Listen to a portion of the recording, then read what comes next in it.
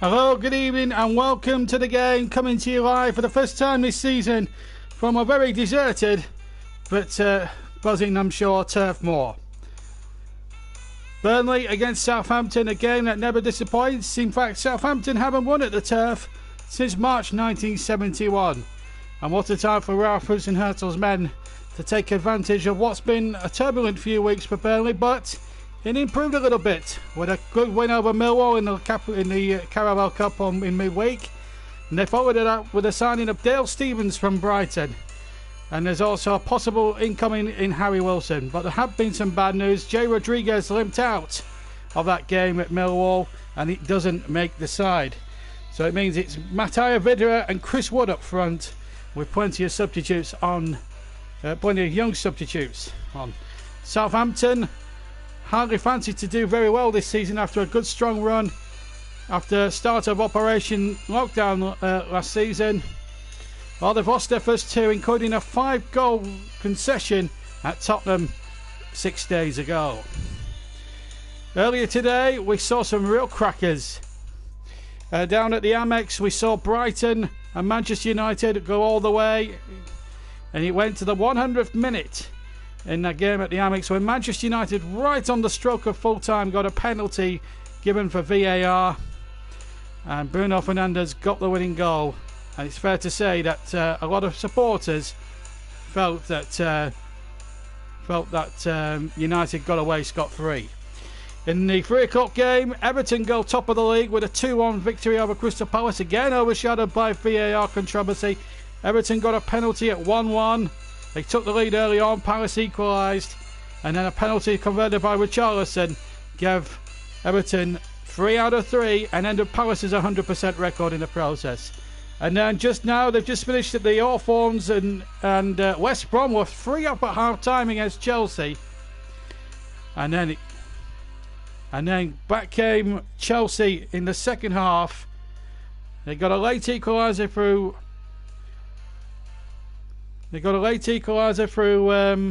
Tammy Abraham at the end. And that really now sets up tonight. Let's hope Burnley and Southampton can follow suit. We're going to give you a bit of a build-up. Of course, Danny Ings is back at his old club, of course.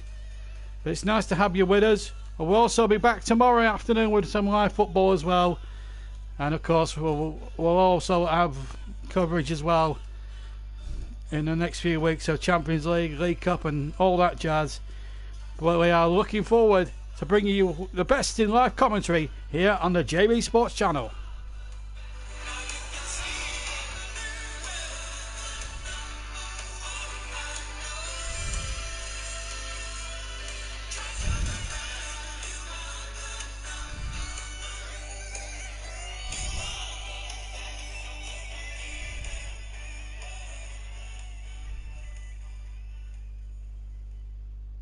Good evening, everybody. I hope you're enjoying the new theme tune as well. We had to come up with a new theme tune for our new batches of live games. Rusty's been on saying hello to you, Russ. We're just waiting for the kick-off. But let me just bring you the two lineups, just to acquaint you with the two lineups. Let's start with Burnley, with Nick Pope in goal for the Clarets. And it's Phil Barsley at right back, Kevin Long, Jimmy Dunn and Charlie Taylor are the back line tonight. So it's the same back four essentially as last week against Leicester when they lost 4-2. It just fell apart for them a little bit in the second half. Although Jimmy Dunn, I thought, played really well in the game. And then it's Josh Brownhill. Presumably will be playing on the right-hand side of midfield. Ashley Westwood will skip at the side. Dale Stephens will start tonight, makes his full debut since joining from Brighton. A very good signing as well. 31 years old, makes his 100th Premier League appearance. So Burnley have got Dale Stephens, a guy that does have abundance of Premier League experience, so that'll be crucial. Dwight McNeil on the left, and then Matty Vidra and Chris Wood complete the line on the 11. Now, these names will not be too familiar to you, but I'm sure also been familiar with this name. Substitute goalkeeper Bailey Peacock Farrell had a tremendous game at Millwall during the week. Matt Lowton and Eric Peters, both left and right backs respectively. Young Thomas, Josh Benson, who scored in the week at Millwall, he makes a substitute. So does Mace Goodridge, and Driscoll Glennon also makes up the lineup. So let's have a look at Southampton with Alex McCarthy in goal. They're looking for their first win at the Turf since March 1971 in top flight football. So it's McCarthy in goal, Walker Peters, Vestergaard, Bednarek and Bertrand, the back four. Then it's Armstrong, Ward-Prowse, Romeo and Dinjepo with Che Adams and Danny Ings, who absolutely has been on fire this calendar year up front. On the bench for Southampton tonight, it's Fraser Forster, Jack Stevens, Shane Long, Obafemi, Valeri, another youngster here, Smallbone and Teller. Referee tonight comes from Birmingham, the second city, that's Andre Mariner. His two linesmen, or assistants they call them these days, Scott Ledger and Adrian Holmes. Fourth official comes from County Durham, a referee in his own right, Michael Oliver. VAR referee, the Clive Thomas of today's game, Mr. Mike Dean, and his assistant is Andy Halliday. So there you go. And people wondering who Clive Thomas is, he was a bit of a Mike Dean of his generation back in the 70s. He used to get the nickname Doubting Thomas for some of his decisions. He's more famous for disallowing a Brazil goal by blowing the final whistle in the 1978 World Cup, and I nickname him Mike Dean, Doubting Clive Thomas after him. 8 o'clock kickoff here at the Turf. The players are just going through their last warm-up. I'm just looking at the Burnley lineup again. Pope, Bardsley, Long, Dunn, Taylor, Brownhill, Westwood, who captains the side, Stevens, McNeil, Vidra and Wood, Peacock, Farrell, Thomas, Lowton, Eric Peters, Anthony Glennon, Mace Goodridge and Josh Benson on the bench. Southampton, McCarthy, Walker Peters, Vestergaard, Bednarek, Bertrand, Armstrong, Ward-Prowse, Romeo, Dinjepo, Ings and Adams, Forster, Stevens, Valeri, Will Smallbone, Nathan Teller, Shane Long and Michael Obafemi make up the substitutes bench, just to remind you. Let's hear from Sean Dyche now. Right now, but it's some achievement. What would you say about the journey so far? I've enjoyed most of it. A few challenges along the way. Yeah, there's some things that don't quite go to plan all the time, but no, I've enjoyed it. A lot of that's been in the Premier League as well, of course. So coming out of the Championship, getting in the Premier League and working in the Premier League is a tough place, but an enjoyable place to be operating. Well, Ralph, you've been honest in saying that performances so far haven't been at the same level as they were at the end of last season. How do you get back to your best? Hard work with a good start, hopefully today in the game against a good opponent, and do it better than or longer better than in the last game. 40 minutes are not enough in the Premier League. So Dale Stevens signed on Thursday, plays on Saturday. Pressed into action a little bit because of your injuries? Yeah, probably slightly more, but we tested him and he showed a good level of base fitness, so he was happy with that. I spoke to him about it. He was very clear-minded about playing. We are stretched obviously, so it is helpful that he's come in and Brownie who's operated in the middle and wide for us, so we're quite happy he can do that. Conceding 5 goals, is that also? Right, well that's Sean Dyche's view on tonight's proceedings. There was a little bit in there from Ralph Husenhertel, who's the Southampton manager. But the statistics, you would think, despite everything that's gone on, would point to a Burnley victory. But it's been a good week for the Clarets since Leicester, since we featured them last week on the game when they were beaten. Unfortunate to be beaten actually in a lot of respects 4-2 by Leicester.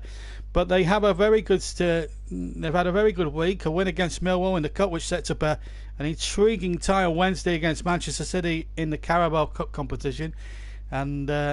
Well, with Pep Guardiola complaining about having a lack of squad depth in his side, maybe it could be an opportunity for Burnley to get through. Who knows? But one thing's for certain: it should be a good game here. But it's got a lot to live up to after the previous 3 games this afternoon. Of course, we saw that classic down at the Amex, where Brighton were beaten 3-2 in that 100th minute, and of course we saw. Everton go top, and they'll stay top whatever happens now. Not that these two sides will go top tonight. Neither of them have won. And Burnley also have only played 2 games, and also as well we've got we had that 6-goal through at the Hawthorns just before we came on the air, and of course this one tonight, and hopefully this game, let's hope from a Burnley viewpoint that we get a Burnley victory. But the one man that Burnley do have to watch is their former striker, Danny Ings. He's getting back to something of his best form, probably since the Burnley days. He went to Liverpool in 2015. It never worked out for him for one reason or another. Injuries and being behind certain players in the pecking order and stuff like that. He's gone to Southampton and he's done a fantastic job. And a big pressure on these two centre-halves for Burnley tonight. I thought Jimmy Dunn, actually, last week, 22 years old. Kevin Long's actually quite an experienced player. Only 31 Premier League appearances or Premier League starts.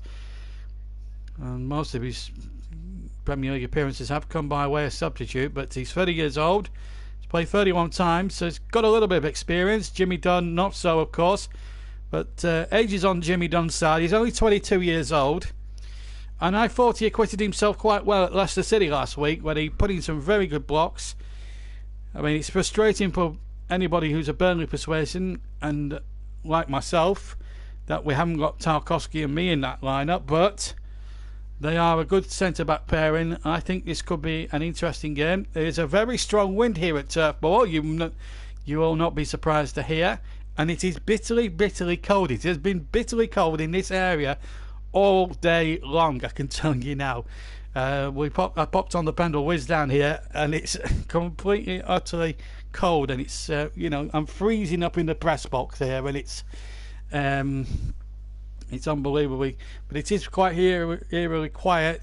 Usually for the first game of the season at Turf Moor, if the fans are there, it'd be buzzing. If you want a Southampton victory, please gamble responsibly. 12 to 1 you can get on Southampton winning 2-1 this evening, but it's a long shot because they haven't got a very good record at Turf Moor. Just one win in top flight history at Turf Moor. That was back in 1971 March, when they had the likes of Mick Shannon and all that lot. That's how long it has been since they've last won a top flight game at Turf Moor. The lights are on. So just to remind you of today's results: Brighton 2, Manchester United 3, Crystal Palace 1, Everton 2, Everton going top, don't forget. West Brom and Chelsea played out an entertaining 3-3 draw. And now our big main event tonight, the Saturday night game. It's prime time commentary here on the JB Sports channel. It's Burnley against Southampton. It's just literally 4 minutes away from kicking off. Don't forget your comment section. Keep your comments clean, of course. You are welcome to comment. Keep your comments clean. We are a family show. Our youngest subscriber, I'll keep beating the drum here. He's 9 years old. And Alatola of Rock and Roller, our Australian mate, how you doing down there, down under? He's looking forward to it. And of course, anybody who wants to follow me on Twitter, you can do at Stutzy83. That's STUTTSY. And you can follow me via Twitter if you want to do that. Also, we have a Facebook companion page. That's www.facebook.com/JB Sports YouTube channel, or JB Sports. Just write that down. And of course, as I said, my Twitter address is at Stutzy83 if you want to talk to me directly in between commentaries. But our main event tonight, I hope you've also been really entertained elsewhere, over in Australia. It'll be daytime there, won't it? I tell her, won't it? You know, well, it'll be coming up to early morning where you are in Oz, down there in Melbourne. Well, I'm just getting a glimpse there of the Burnley team in the tunnel. Southampton have come out at a different part of the ground, of course, for social distancing, and it's nice to have you with us at 5 a.m. there in sleepy old Melbourne there. Hopefully you will not be sleeping if Burnley get a result. There's Ralph Rosenhertel, the Southampton manager. Now he's into his second full season in charge of the club. The last two games have been feisty, to say the least, between these two sides at Turf Moor. So there was a 1-1 draw a couple of seasons ago where Ashley Barnes should have won a penalty, didn't get one before half time, and then got one at the end when Southampton had took the lead against the run of the play through Nathan Redmond, who incidentally is injured and doesn't play tonight. Well, it's a very, very testing time for Burnley at the moment, down to the bare bones, but hopefully hopefully Dale Stephens will have a bit of bite in that midfield area. At least his central midfield we're okay, but Josh Brownhill will play on the right, I'm told, and he's versatile that way. Josh Brownhill is a very good versatile player. Scored a cracking goal against Millwall in the Carabao Cup on Wednesday night, so he knows what it's all about. And also what you've also got to consider, folks, that this is only Burnley's second game. They should have played Manchester United on opening day but didn't. Right, let's go through those teams for you, just if you haven't heard them already. We're going to start, of course, with the home side. That's Burnley, and I haven't had to travel too far to cover this game. Nick Pope's in goal for the Clarets tonight, and he will have a back four of as follows: Phil Bardsley, Kevin Long and Jimmy Dunn and Charlie Taylor, so essentially the same back four as it was last week at Leicester. Josh Brownhill will play on the right. Westwood and Dale Stephens, the new signing, will play midfield. In the middle of midfield with Dwight McNeil on the left, and up front Matty Vidra and Chris Wood will start up front. Vidra making his first start of the season. On the bench for the Clarets, you've got Peacock Farrell, Thomas, Lowton, Eric Peters, Josh Glennon, Mace Goodridge and Josh Benson. For Southampton, with their goalkeeper is Alex McCarthy. As we look at Ralph Rusenhertel's face, here is Alex McCarthy, number one. With a back four of Walker Peters, formerly Spurs, Yannick Vestergaard, Jan Venderek and Ryan Vertrand. And then in the midfield, Armstrong on the right, James Ward-Prowse and Oriol Romeo in the centre, with Musa Jinjapo on the left. And up front, former Burnley striker Danny Ings and Che Adams, who really hasn't hit the heights as expected since his move from Birmingham City last summer. On the bench for the Saints, it's Forster, Stevens, Valeri, Smallborn, Teller and Obafemi. Our referee tonight comes from Birmingham in the West Midlands, and that is Andre Mariner. And Matty Vidra has scored in his both previous starts this season, of course. Vidra, in fact, got the winning goal when the last time these two sides met at St Mary's back in February. Scored an absolute belter in a 2-1 win at St Mary's. And one player that may well be a worry for Southampton, 1 assist and 1 red card in the last 4 Premier League appearances. He's got a bit of a discipline issue, this fella. Sean Dyche makes his way to the touchline, shakes hands or fist pumps now, as I think it's the buzzword these days with COVID-19 very much a buzz thing at the moment. It's his 400th game actually. He's backed as a manager tonight, Sean Dyche. 49 with Watford, 351 games for Burnley now. So last week at Leicester it was his 350th appearance, and still has his usual lieutenants alongside him, Ian Woan and of course Tony Lockwood. It's going to be Southampton to get us underway in white shirts with a bit of a red sash down the centre. As I said, and the VAR referee is Mike Dean. So there could be a little bit of controversy. We've also had controversy in VAR for many of the other games, like the one at Brighton at the end of that game. We had the one at Selhurst Park earlier today. No VAR needed in the other match, that 3-3 draw, and away we go. Southampton in those white shirts, getting us underway. Burnley need, I tell you, in claret and blue, and Brownhill gets it ball forward towards Chris Wood, the big bulky New Zealand centre forward. Burnley's top scorer last season, off the mark with a goal. Vidra got the other one last week as well. So hopefully if Burnley can hold on in there. It was Eric Peters' mistakes really that cost Burnley dear last week, and it would have been a nice start if they'd got a point at Leicester, but there was plenty of positives to take out of that 4-2 defeat, none more so than Jimmy Dunn, who had an exceptional game. Despite Burnley conceding four goals last week, I thought he had an exceptional game even at centre back.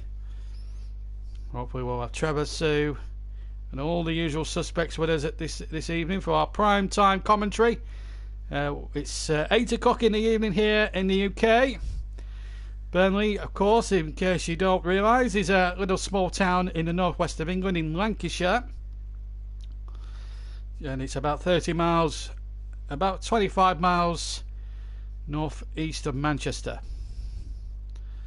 And it's a very small town. It's a population, incidentally, of just 78,000 people. One of the smallest towns ever to stage Premier League football. Oldham comes them pretty close to that honour, because that's a smaller town in it. That's quite a small town as well. Meanwhile, Burnley have won a free kick just midway, about 10 yards inside the Southampton half. Burnley are attacking the goal to our right. That's the cricket field stand, so called because there's a cricket club behind it. Burnley Cricket Club, during the summer, played their matches there in the local Lancashire League. And of course, Jimmy Anderson played for them at the start of his career. I'm sure Alatoa, being a cricket fan, will know about Jimmy Anderson.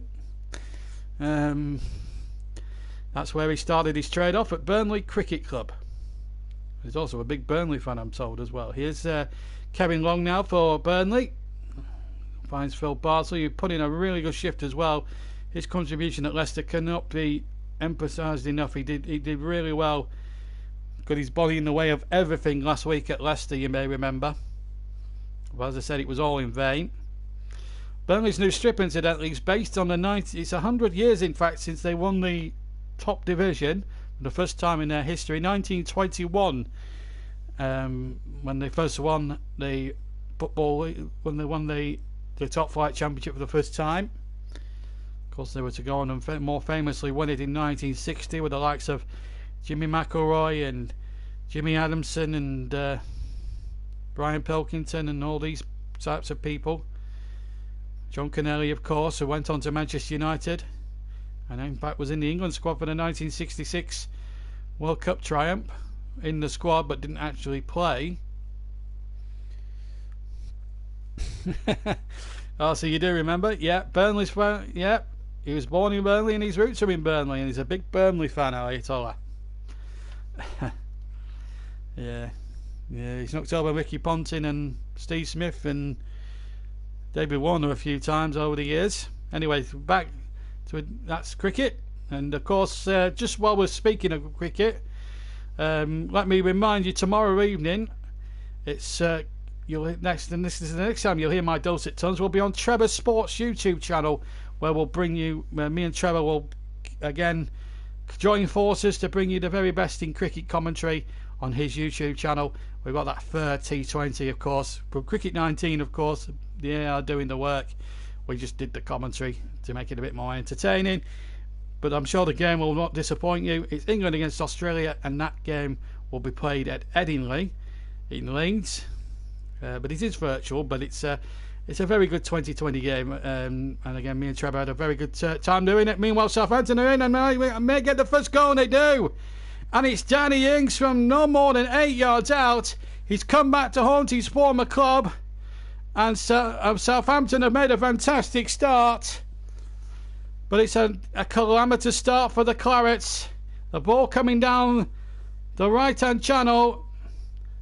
Was there an offside? Well, Che Adams got in behind. Pope came out of his goal, maybe foolishly perhaps, but it left the goal gaping.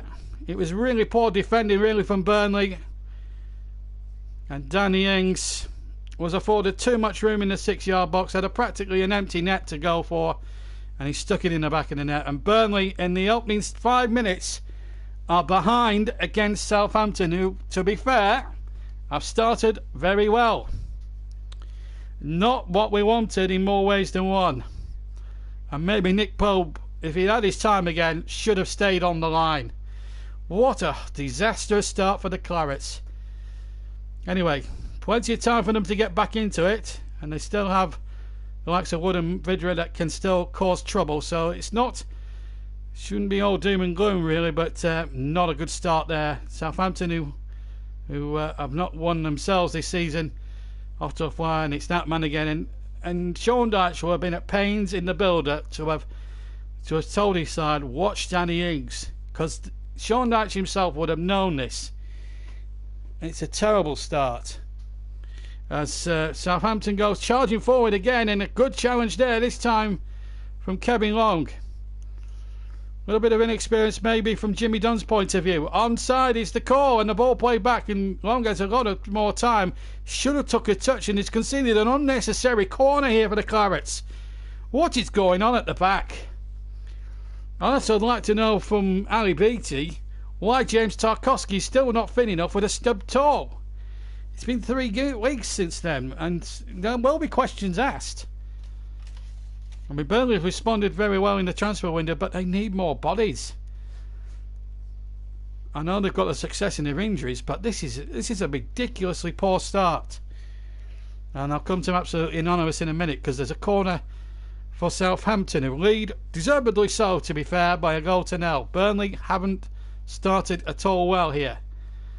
I wish you deserved more. If only the 12th man was here, the supporters, it would be a lot more different atmosphere. As the corner came in, and it was Bednarek who got a header in, but it was well wide of the far post anyway, and it's a goal kick to Burnley, which will give us a little bit of respite. But again, Bednarek getting the header in. It's a bit of a concern at the corner. Burnley pride themselves well on set pieces defensively and attacking wise. Well, they've been undone here. And Ralph Hudson-Hurtel, you've got to say, his team have made a blistering start. Right, let's go to absolutely anonymous, saying, good evening JB, uncharacteristic poor defending from the centre-backs. Ings is on fire. Well, he's been on fire in the calendar year. For a lot of people, 2020 is a year to forget. In 2020, it's a year that Danny Ings will remember for the rest of his life. And Pope again! Nearly letting that go right through him, and his kick was poor. And Burnley just haven't got going at all. And the ball played in and Long intercepted. But that could have been another catastrophe there for Burnley. Oh my goodness me. They need to get a grip on this game. Here's Brownhill to Long. 8 minutes gone. Southampton in front. And Paul Harrington on. Good to have you with us, Paul. Here for the first time. Good standard of commentary. Thank you. No, thank you very much indeed. We try to pride ourselves. I am a Burnley fan, but I'm very critical of the team when they're doing badly. And I've got to say, I mean, you know, when you watch it objectively, Southampton do deserve to be in front at the balance of play. But here's Dwight McNeil on the left-hand side for the Clarets. If one man can make it happen for the Clarets, it's him. Are you a Burnley fan, Paul, or are you a Saint? Let me know in the comment below. It's nice to have you with us, and if you haven't subscribed, Paul, you're more than welcome to subscribe and hit the notifications as well, because there's going to be a lot more of these games in the 9 or 10 months we've got ahead for you. As the ball comes into the penalty area, Bednarek gets it out, and Burnley will win their first corner of the first half. Just past the 9-minute mark here, but it was a good finish from Danny Ings. As I say, he's scored 24 goals, I think, in the calendar year, and he's certainly been in hot form since Operation Restart at the back end of last season, where he's just gone in very well. So Westwood will take the corner from the far side. He'll swing it in, and that will be a test for Alex McCarthy. Well, that's not one of his better corners, unfortunately. He didn't reach the first man, and it was hooked behind for another corner for Burnley, again on the left-hand side. It was Armstrong who got it away from the near post. So Westwood to try again. This time a little bit more variation on the corner. The goalkeeper didn't get a good purchase. Jimmy Dunn going in there. In fact, it was Jimmy Dunn who got the second goal, in fact, last week. I should have known that. I did the commentary. Burnley have kept it in, actually, to their credit. That crossfield ball from the right was drifting out. Vidra's in there, chested it down. And Wood just couldn't quite get there. And good responses from the Clarets. But Southampton, in fairness to them, defending really well. Here's Charlie Taylor on the left-hand side. Gets the ball forward, looking to find McNeil. They get a throw in. McNeil takes it quickly, finds Westwood. Now McNeil on the left-hand side, looking to size up across. Bidra is in the middle along with Brownhill and Wood. Burnley want a corner. It's a goal kick to Southampton. 10.5 minutes gone here on the JB Sports YouTube channel. Our main event, a Saturday night game. And it's Burnley against Southampton. Danny Ings scoring. Burnley scoring there. So he's got 24. This is since September the 26th, 2019.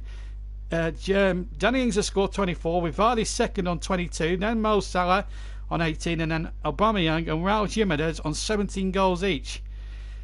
And you can see why he's such a hot shot at the moment. And I'm sure Sean Dyche would have been at pains to his back four at the start. Do not give Danny Ings even half a sniff, because he will take the chance. And Burnley have gift wrapped him a goal. It was that sort of a calamity. And Southampton at the moment starting really well, but Burnley, I've just got to show a little bit of positivity here. Remember, Southampton haven't won a top flight fixture here since 1971, which shows you how long it has been, but they're looking to put that record straight. It would be only their second top flight win at Turf Moor in all that time, March 71 being the only time. They had the likes of Shannon, Terry Payne and all that lot in the lineup. They had a good side in those days, Southampton. Some of that side that played that day went on to win the FA Cup some 5 years later in '76 as a second division side against Manchester United. A decent side, Southampton. Did really well in the back end of the season. We're looking like at one point they may go down, but they're doing really well under Ralph Hasenhüttl. Has really got them galvanised now then. Jimmy Dunn just hooking it out for a throw, and there wasn't much support, and there was nothing else he could have done. It's midway inside the Burnley half, and Burnley at the moment just can't get out their own half.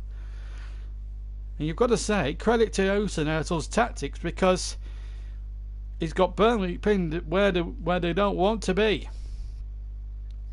And the Saints get another throw, this time off Matty Vidra. Again on the far side, the right hand side. Absolutely Anonymous has been on and said the start of this game must show the Burnley board at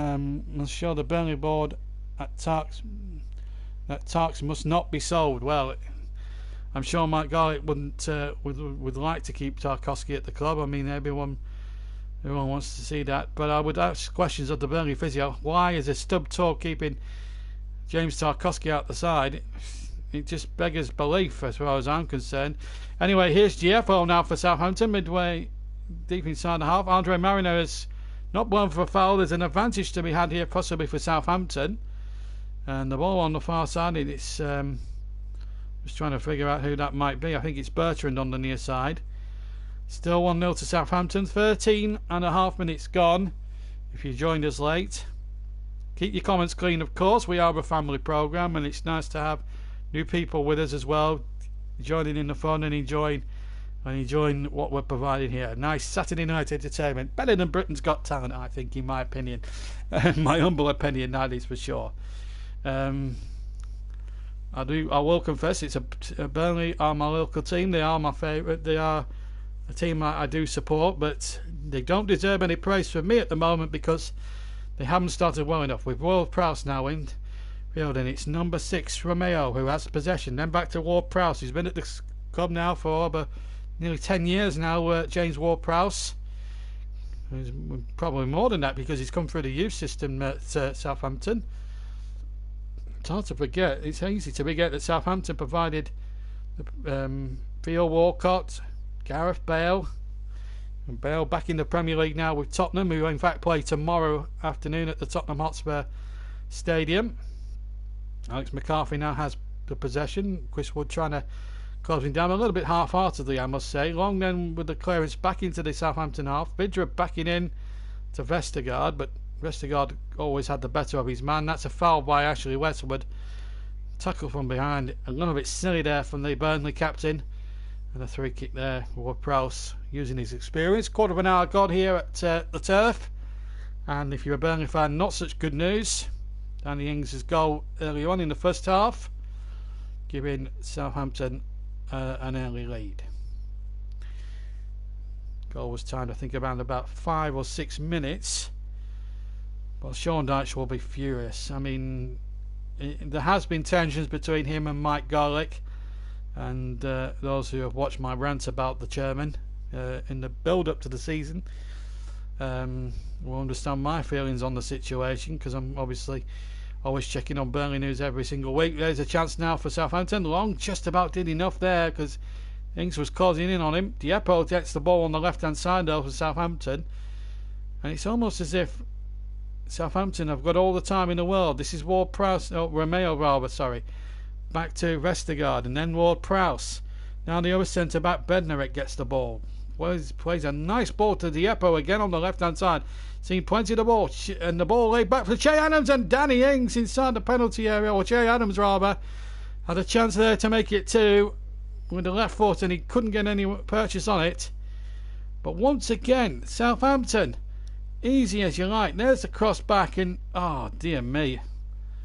Burnley again at 6s and 7s at the back. It's unbelievably poor. He's only scored 4 goals in 30 appearances for Southampton. That was last season, of course. Hit the big time initially at Birmingham, which got him his move. He was free scoring in the Championship for Birmingham, who are professed in football circles to be a mid-table Championship side. Although I think they could go places this year in the Championship with their new manager Aita Karanka, who's got experience of getting teams promoted from that division. So I think they've got the right man there down at St Andrews. But at the moment it's going Burnley's way here. Definitely better than Britain's Got Talent, that's much of a boast. Best not to use it as a tagline for your channel. No, of course not. We don't really do taglines, really. We just do. It's just exactly what it says on the title. That's all we do. No nonsense, really. Anyway, here's Vestergaard now, who has the ball, and he plays it out towards Walker-Peters, formerly of Tottenham, of course. Good, dependable right back, of course. And here goes Danny Ings again on one of his runs again. A goal scorer for Southampton. And well, he knows where the back of the net is at Turf Moor, alright. He found it well over 50-60 times in a claret and blue jersey for 2 or 3 years. That was signed for Burnley by Eddie Howe when he was the previous manager at the club. Eddie Howe, of course, having a break from management after what happened at Bournemouth last year. Jason Tyndall, his former assistant, is now manager down at the Vitality Stadium as they look to get back into the Premier League at the first time of asking. Burnley are in possession here with Brownhill back to Westwood. I haven't seen much of Dale Stephens thus far in the game, and here is a chance now for Taylor from McNeil's pass into Ward. Now then, Vidra, can he work it with Ward? Vidra's cross, he'll look for Ward's Brownhill. We've got the header in, and Brownhill has another go, and it's blocked by the defender. Much better from Burnley. Corner kick. That's better. Worked it really well there. Good understanding between Vidra and Wood. There was the cross back. Brownhill's header got a little bit of a bounce there, and a good block in the end by Bertrand on the edge of the 6-yard box, just to the right of the 6-yard box, which gives Burnley a corner on the right hand side, which Strike McNeil's going to take. Westwood takes them from the left, McNeil from the right, and it again curls in towards the goal. The goalkeeper got a fist on that. That might go behind for a corner. Yes, it does. So it will be Westwood? Yes, it's going to be Ashley Westwood there, just trotting over to the far side to take the corner. This reminds you, VAR referee, Mr. Mike Dean, the Clive Thomas of the new generation. Not the most popular official in football. They're going to go short here. This is an interesting tactic. Here's Taylor now to float one in, and Southampton a little bit of harry-carry at the back. Burnley can't prop it though from it, and they might be done on the counter-attack as Che Adams broke forward, but good challenge there. Now the ball comes to McNeil. This man's got more pace in there, and Badra tries the audacious and ambitious overrun, and then gets the rebound the second time after it came off a Saints defender. His shot deflected over the crossbar, and Burnley have won a corner. Well, I'll tell you what, if he had connected with the overhead, it would have been some goal, that. And it is a corner. Must have got the very slightest of nicks. 20 minutes gone. Now then, will they try the long corner or the short one? It's going to be long this time, right in on the goalkeeper, but it's a poor one again from Westwood. But the ball's not well away yet. And Taylor, they appeal handball, and they get the free kick, the Clarets, against Ward-Prowse. Andre Mariner. As we were with James Ward-Prowse, it was this is what happened. Taylor was trying to nod the ball back in. In fact, there was a high foot there on Charlie Taylor. That's what happened. From where I saw it, I thought it was an initial handball, but it wasn't. High foot is what the referee saw. He's got a better angle than I have, set up in the top of the commentary area in the James Hargreaves stand. We're quite high up in the gods here. Get a nice view of the hills though at Turf Moor. It's very rural around this nice little town. Now McNeil and Brownhill, who scored a cracker in the week against Millwall. Could he repeat the dose? Brownhill with the right, McNeil maybe with the left. It's a free kick left to centre, about 25 yards maybe from goal. Going to be Brownhill, right foot, and into the wall. Wasn't the greatest free kick that Josh Brownhill's put in. And then he was bundled over there a second time, but the referee saw nothing wrong with the challenge. Diepo now trying to hook it away, but Taylor's won possession, still inside the Southampton half. Burnley having a good spell here, and they've won a free kick. Southampton just making one or two elementary mistakes. And Diepo with the latest one there on Charlie Taylor. Tackle from behind, free kick to Burnley. Halfway through the first half, we've had 22 minutes. McNeil with the cross in from the free kick towards, I think it was Woody was in there, number 9, but he's been penalised to his considerable surprise. I must admit, I don't think he did much wrong, Chris Wood, but he does get a lot of ticking off referees, because he get penalised a lot from referees because he's that sort of a player. But I didn't think it was a free kick, not in the least. But there you go. It's also worth noting that Burnley have played already at Turf Moor this season, but it was in the Carabao Cup. It was against Sheffield United a week and a half ago, and they trailed early doors in that game as well, but came really strong in the second half, got an equaliser, should have arguably won it in the normal time. They did go on to win it on penalties as that ball just about reached Alex McCarthy. Wood was almost onto it like a flash. Burnley have just settled down a little bit, but they'll be very, very annoyed at the way that they conceded that goal to Danny Ings. And again, Pope, not with the greatest of kicks, but it got distance despite him slipping over. And yeah, I mean, a lot of people agree with that. I certainly say that anyway. This is the goal again.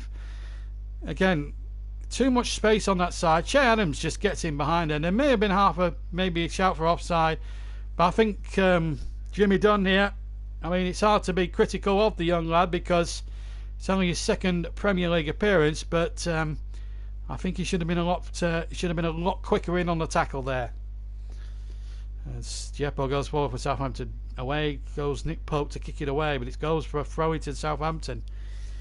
Still inside the Burnley half. This is a bit of a worry for the Clarets, trailing 1-0 on the game. Our first visit to Turf Moor this season. There might be a few more visits this season, as Bertrand, the former England international, is going to take a throw in. Plenty of decent games coming up as well in the next few weeks as well. We'll announce them as and when we get them. We're hoping to cover a match tomorrow from the Premier League, one of the 4 games tomorrow. Certainly won't be the late one.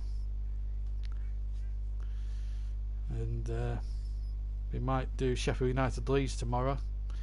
That could be a good game, that one. Sheffield United yet themselves to win this season. Leeds, of course, that 4-3 win. And against Fulham. Could be goals in that one tomorrow, I think. Tottenham also in action, but Everton are the team that is impressing me at the moment outside of Burnley, because as a neutral, because they had a fantastic win again at Crystal Palace, who were our main event Steelers last Saturday at Old Trafford, not too far from Turf Moor, winning 3-1 at Manchester United. Themselves put in a very late shell-stopping performance thanks to VAR on the penalty. That's a poor clearance from Bill Bardsley straight to Kevin Long. It just had the legs there. Burnley as a back four just look all over the place. And away again. Nick Pope not very far again. Ward-Prowse with the freedom to nod it forward. Now Vestergaard. Southampton here When they attack, they have the freedom of Turf Moor here. The ball chipped forward by Kyle Walker Peters, but Jimmy Dunn, that's better defending. It's just horrible defending. And we will be going through a lot of Claret's messages on Facebook. I'll read out the more tasteful ones for you as well. But it's been a horrible start for Burnley, but they've reacted well. Haven't really forced McCarthy into making any significant saves this far. Still 1-0 at the moment. Not a good start for the Clarets. Already 1 defeat and 4 goals conceded. That's 5 conceded in total this season. Remember, this is a team that kept 15 Premier League clean sheets last season. I know it's easy to see why they're conceding goals, because Tarkowski and me aren't in the team, but I mean, these players have been around the club. They should have been around Tarkowski and Ben Mee, and they should be defending an awful lot better than this. And Jimmy Dunn just about doing enough to get it back to Nick Pope, who kicks away 3/4 of the way halfway up the field. Brownhill. Burnley just need to get a touch on the ball. Phil Bardsley, his experience, should be doing an awful lot better. That's a better ball. That's a better ball. Vidra takes it down on his chest, and he goes down. He was clearly pushed. It has to be a penalty. It's got to be a penalty here. Surely he has to give the penalty. I think he's given a penalty, has he? Well, it's a ball forward here from Bardsley. It's a good ball. Wood is onto it. I think that's a penalty. I think Bednarek has pushed the New Zealand international over. Now, I'll be amazed if he hasn't given a penalty here. Sean Dyche is furious, and it's a repeat of 2 years ago when Burnley should have had a cast iron penalty but not given. Sean Dyche is understandably furious. He's giving it the other way. I don't believe this. I just literally don't believe it. History has just repeated itself again. January 2019. Ashley Barnes went through. The goalkeeper McCarthy clearly fouled him. No penalty. Fast forward to September 2020. Chris Ward clearly pushed by Jan Bednarek, and the referee and Mike Dean, the VAR man, gives nothing. I give up. I give up with these officials. I really do. Phil Bardsley has been elbowed by Diepo, and again you'd have to question why Diepo's not being yellow carded, because he's looking at the player whilst he's going for the ball. That's a penalty. I'd like to get Russ's view on that as VAR man. Russ will be our VAR man for tonight's match. I'd like to get your views on that, looking at replays, Russ, if I may. But in my opinion, that's a push. That has to be a penalty. How is Mike Dean not gone over to Andre Mariner and said, look, Andre, that's a penalty? Disgraceful. That's a penalty. I don't understand why we just didn't have VAR for this. This is a penalty. Watch this. What's there? Bednarek's got clearly an arm across. He's pushed him over. That is a penalty 99 times out of 100. It's a joke. That is a clear push. I've seen it from 4 or 5 different angles. That is a penalty kick. And how Andre Mariner is not spotted, well, it boggles the mind. It boggles the mind. Sean Dyche shaking his head in disapproval at that decision, and I've got every sympathy with him there. That's a penalty. If it was a Manchester United player going down, they would have given it. Andre Mariner, hang your head in shame. I can't agree, Richard. That's not a penalty. That was a penalty. He's clearly got. Look, if you watch the replay, Bednarek has got hold of his back. He's pushed him over. That is a penalty. I'm hoping that Russ's version goes with mine. I'm going to say that it's a penalty, but I don't know. It's hard to tell now, even as a commentator, what's a penalty and what's not a penalty. But certainly talking points there. But that did look to me, I mean, if it was a Manchester United player or a Man City player or a Liverpool player that did that, or went down or was pushed like that, there'd have been no hesitation. VAR would have been on the scene and straight away overruled the decision. So why can't we have fairness for all teams? It's just a joke, really. Free kick to Burnley, just outside their own penalty area. And Southampton went forward, but that's a major talking point now. Half an hour gone. I'd like to, honestly, that is just, well, it's January 2019 revisited here, isn't it? In essence, it really is. Remember when Ashley Barnes should have had a penalty? Anthony Taylor was the referee that day and failed to give anything for that. Well, there we go. Paul's been on. Richard, of course, if you're enjoying the commentary anyway, despite that little bit of an outburst, hit that subscription button and hit the notifications. It's nice to have you with us, Richard. Paul's gone on and said the standard of refereeing and officiating and VAR in the Premier League is shocking. In order to be considered the best in the world, the Premier League need to, I would presume, because there's only half the thing. I think to finish the sentence, I think the point Paul's trying to make there is they need to get better officials. I think the officials at the moment are shocking. I think there needs to be better training for referees. They're not good enough at Stockley Park, in my opinion. Crystal Palace will testify that they had a controversial decision given against them, even though over the piece Everton did deserve to win that match at Selhurst this afternoon. But we're inside the last quarter of an hour of the second half, and Burnley should have been given a clear chance to make it 1-1 from the penalty spot. But Andre Mariner and Mike Dean, not two of my favourite referees, as a neutral, didn't see anything wrong with the challenge. Anyway, here's Charlie Taylor now for Burnley. Left hand side. Oh, that's a foul, surely. Well, he'll give that, the referee. He'll give that, but not a penalty.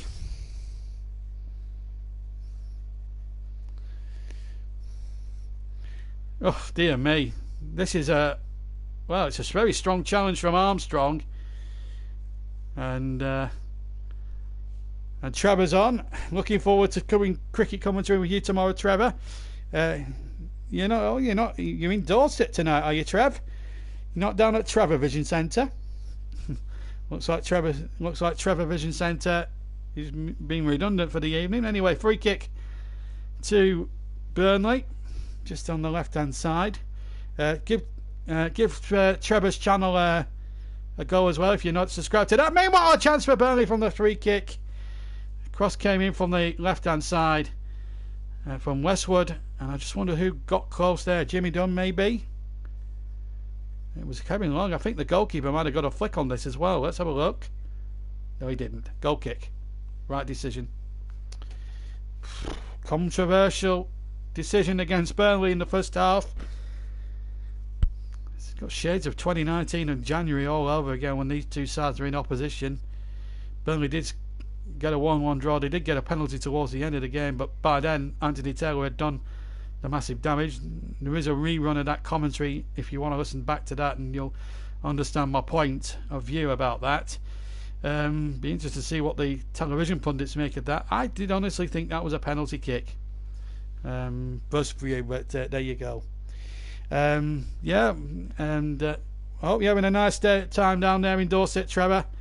It's nice to have you with us. Looking forward to the next edition of Match of the Day, and I get the week off as well, which gives me a chance to recharge the old Trevor Sports batteries before we go again. I'll be back on Trevor's channel tomorrow night with the cricket. But I would say give Trevor's channel a try if you haven't. He makes videos on the old BBC Sport of the 90s through sports video games. And I'm employed as one of his brilliant commentators, along with Ross and with Chris Whiteman, who's a fellow Claret and, of course, a fellow commentator. You might have heard him years ago on this channel. We are bringing him back this year with a bit of luck. Also, we'll be bringing back Russ as well in the next few weeks. And, of course, Trevor will be joining our commentary team very shortly as well.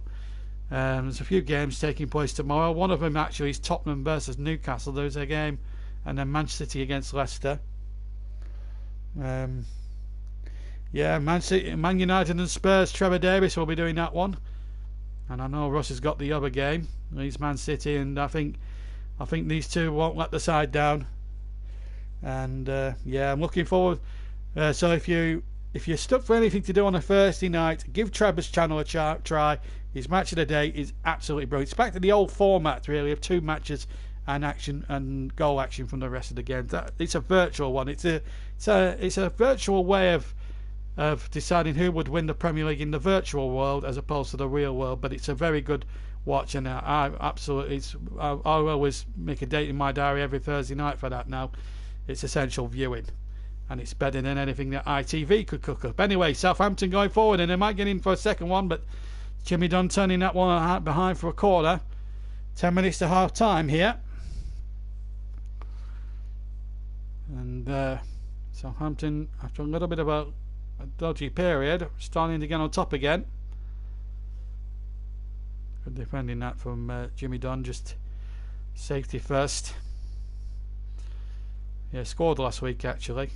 I forgot he scored. I should have rerun the commentary tape from last week. Anyway, it's a corner now. Remember, all these commentaries you can listen back at your leisure if you miss any of it.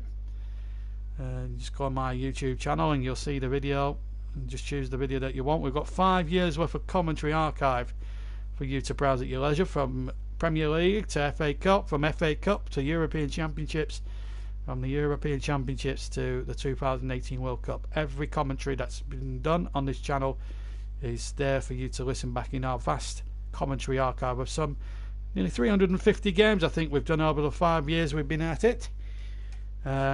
Most of them have been done by me, some by Chris, some by Russ, and the main most have been, it's been my work and dedication to it. At the moment it's still Burnley 0, Southampton 1 in the final league game of the evening. Here's Bardsley though, charging forward. We're inside the final 10 minutes incidentally. Here's McNeil. Taylor's free on that far side. First time cross, looking towards McNeil, but Vestergaard got a good head on that. Taylor might reload. Now he goes back to Long. So, and again, Burnley having to go back to front. I'll tell you what, if there were fans in this crowd, now, they'd be fuming about that, because Burnley had a very good situation there and decided to go back to front. I'm looking forward to Trevor Davis and Trevor Gubber doing a good job, and I'm sure they will. I've got every faith in them both, Russ and Trev. They'll do a good job, and it's nice to have a week off and just recharge the batteries before we go again. We're just looking at the touch map of Chris Wood. I'm just trying to count on the screen how many touches he's had. There's too many in that final third. That's the most frustrating thing about the play from Chris Wood. Burnley really haven't tested Alex McCarthy at all. Folks, I've been on the beer all day. What's the game been like? Well, in a nutshell, Trevor, Burnley were very, very poor in the first few seconds. They allowed Danny Ings to score in a virtual empty net when Nick Pope went missing off the line to try and cut out a cross from Che Adams, and the ball was tapped into the back of the net, and here comes Che Adams again, but this should be Pope's, and is. And then Southampton could have had a second, and then obviously I don't know, Paul, you'll have to watch the channel and find out. That's all I'll say on it. I just commentate on it. Also, Burnley should have had a clear penalty on the half-hour mark. Well, there you go. Trevor's answered your question. Yeah, Paul, honestly, give Trevor's channel a try. He's up to 300 subscribers. And we do promote each other's channels, by the way. I'll always promote Trevor because he's a very good YouTuber, and I believe that I always believe in YouTubers that really put a good effort in, and Trevor's one of those people who I'd work for. I'd take a bullet for him, quite honestly. He's a great guy, great presenter, great everything. He's multi-talented in everything he does. Puts a lot of hard work into his channel, and I think you'll not be disappointed with his channel as well as this one. So we always try and promote good YouTube channels on this channel because we're clean cut, and Travis is clean cut as well. He's got a clean cut image, even though he's got quite a big beard. Anyway, sorry Trevor. Anyway, back to the game, and it's James Ward-Prowse. Burnley 0, Southampton 1. 5 minutes before half time. Here's There's Ryan Bertrand, the former England man, and Bertrand gets in behind Brownhill, and he gets to the byline. This could be dangerous here, and Burnley are all over the place again, and get away with blue murder. Again, why? Burnley are just committing defensive harry-carry again. Bertrand gets in behind Brownhill here. This is poor defending really from Josh Brownhill, and if gets a better first touch there, or even Armstrong on the follow-up, I might have been fearing the worst for the Clarets there. It's not been a great first half. Mind you, it's not been Andre Mariner's finest 41 minutes this far.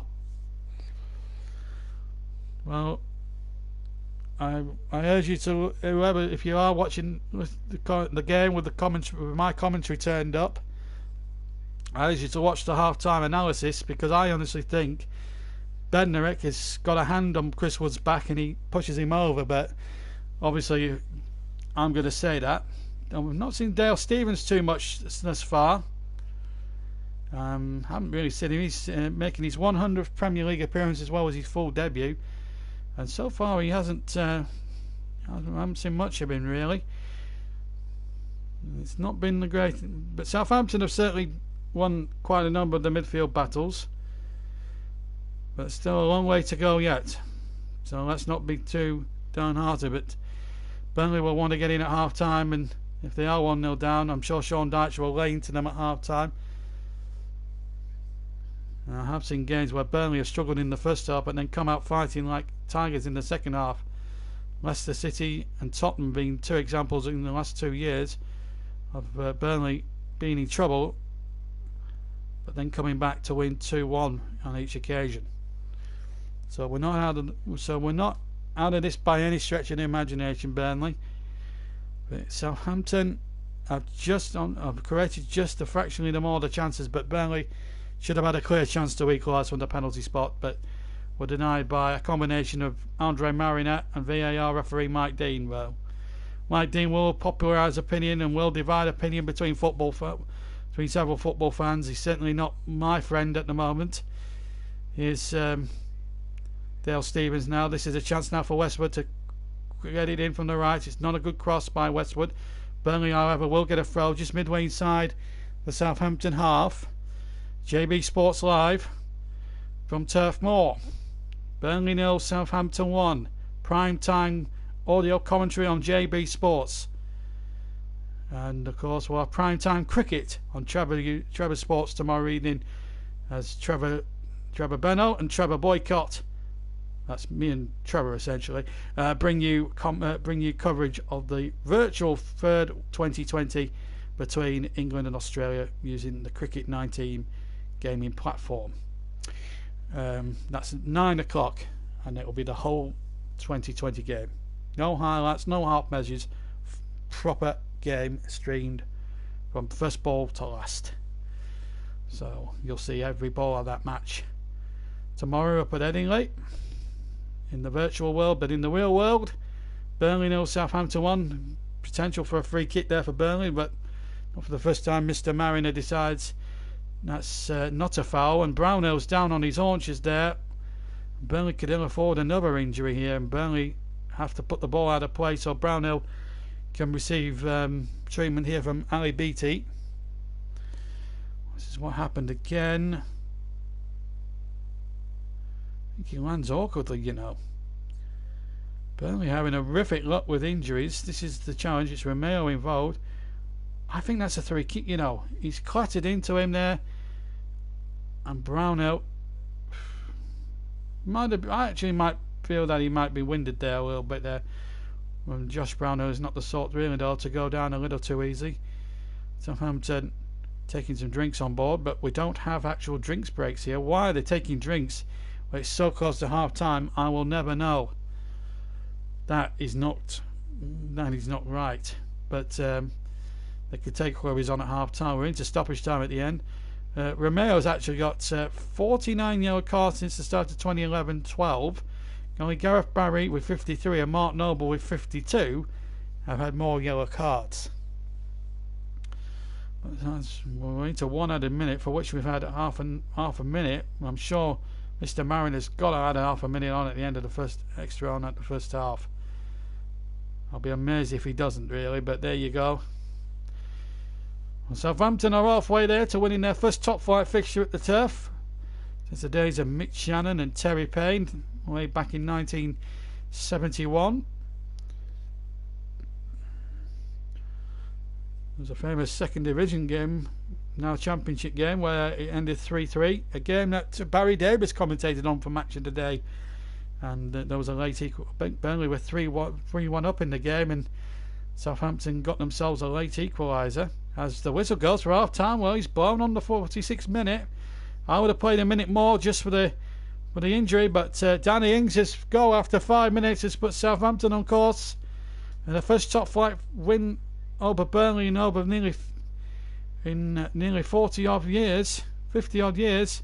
It's 1-0 at the break to Southampton, and plenty of words. I think Sean Dyche has plenty to say, not only to the referee but to his troops, who really, if you take the referee out of the equation, have just not been good enough. And the defending on the goal was shocking.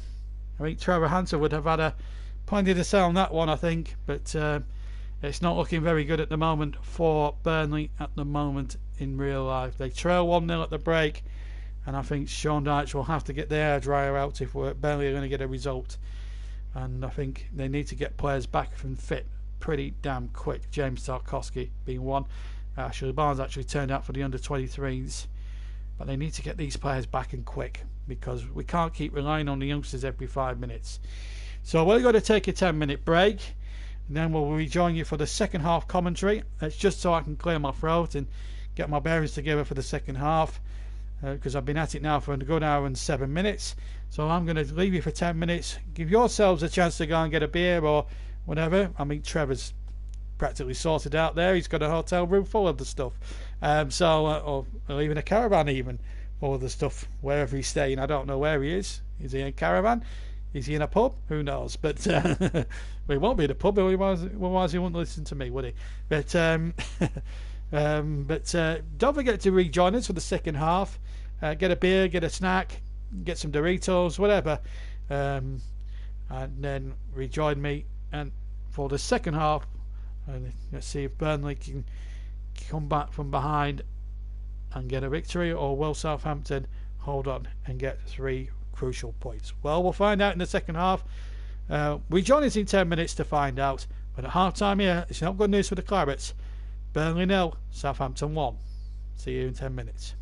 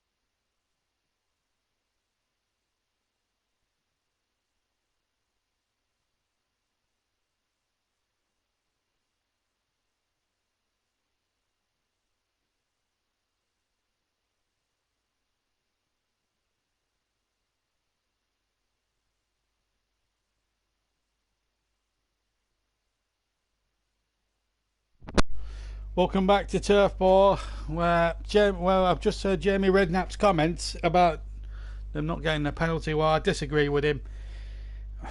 He's obviously Southampton biased, I'm afraid. As a pundit, I think Sky should be sacking him and not people like Matt Letizia and all that. But Burnley trail at half time. Having said that, we've not been good enough in the game. But that's a penalty. I've seen it from 5-6 different angles. And I believe it's a penalty because Bednarek's clearly got a push on him. Anyway, let's look at the Burnley casualty list. Ashley Barnes out for a hernia. Robbie Brady hip. Cork with an ankle injury. Johan Berg Gudmundsson with a knee injury. Thigh injury for Ben Mee. Ankle injury for Jay Rodriguez. And James Tarkowski with a toe injury.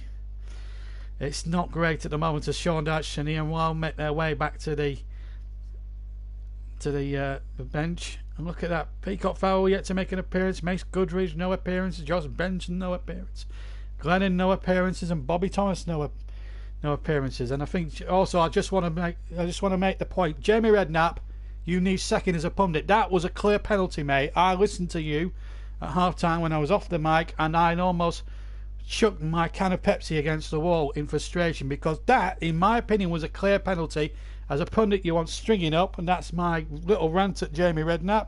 Not he'll be listening to this broadcast, but I just wanted to get that off my chest. Southampton, let's be fair though, have played okay.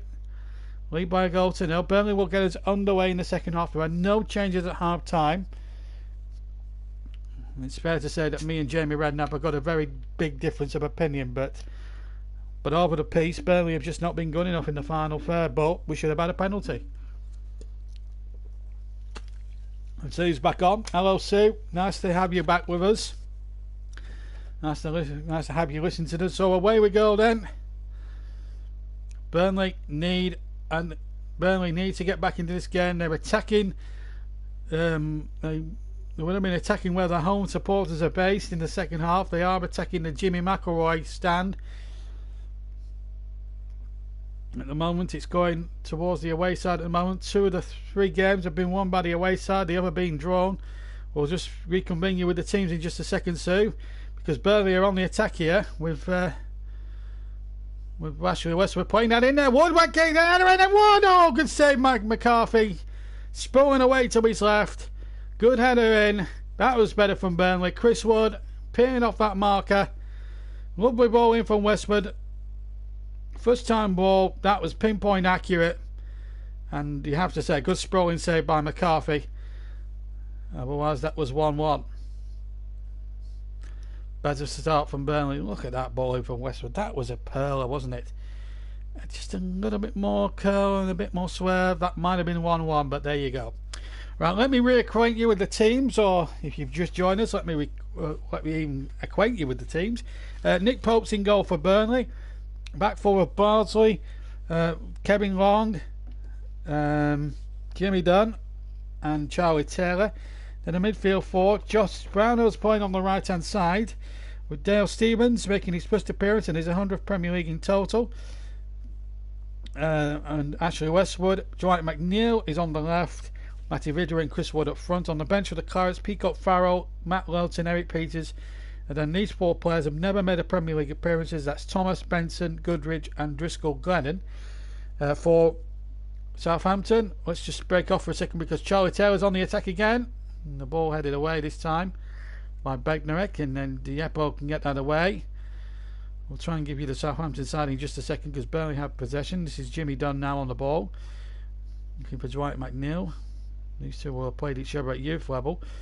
Taylor now. Oh, nice skills there by the former Leeds man. And he's got McNeil away. First touch was a bit heavy, and he allowed the defender to get across there. Walker Peters, and stop him in his tracks. Let's quickly run through that Southampton line-up. McCarthy in goal. Walker Peters, Vestergaard, Bednarek and Bertrand at the back. And Armstrong on the right. While Prowse and Romeo are the 2 centre midfields. Djepo playing on the left. With Che Adams and Danny Ings up front. I'll run you through the substitutes in a minute. This is Dale Stephens making his 100th Premier League appearance, plus his full debut for Burnley. Been very quiet thus far. Nice to have you with us, Sue. Hope you're very well, actually. That's a 3 kicker, though, I think. And that's not a booking. That's not a booking. Bars has gone in. Yeah, it's a bit hard. But that's not a booking. I mean, Diepo's making more of it than it needed to be, and that's a poor decision.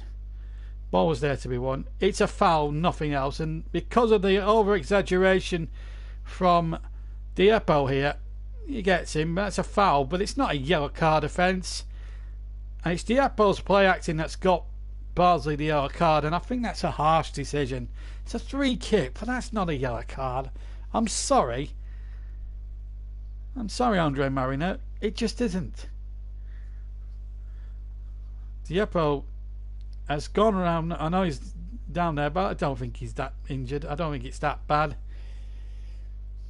He'll be up and about in 2 seconds with that magic sponge. There we go. He'll be alright. Don't worry about that. I'll tell you what.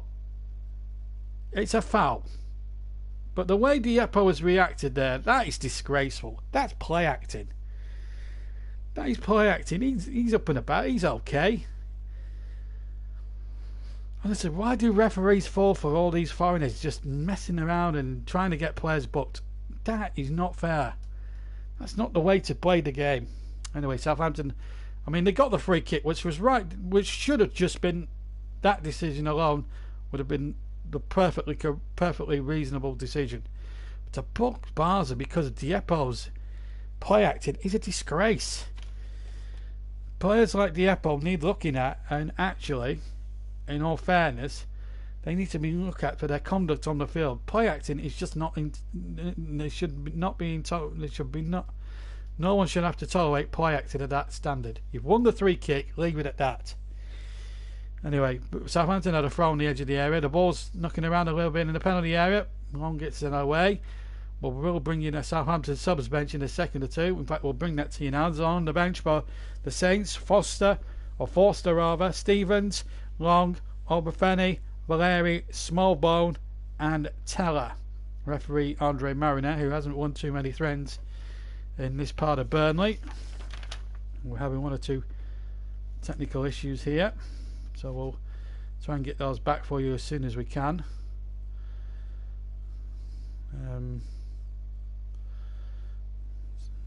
There's always technical problems where these streams are concerned, but we will endeavour to get these back for you.